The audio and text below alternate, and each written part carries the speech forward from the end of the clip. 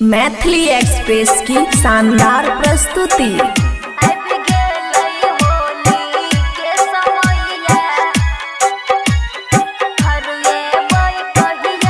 माया recording studio Rajanpur Saharsa.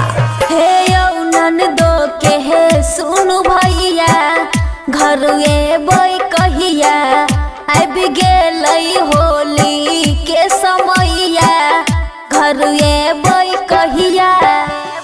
DJ good Madhubani DJ good Madhubani DJ good Madhubani आबि गेलै होली के समैया।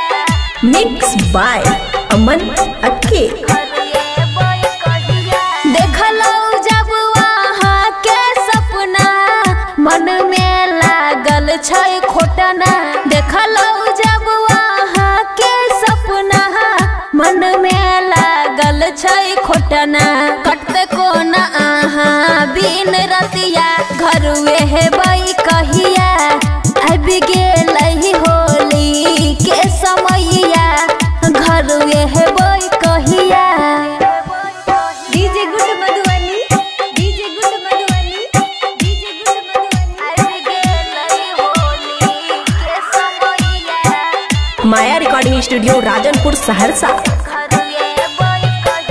अहाँ के मनो न होइए दीपाली से कहलो न जाइए।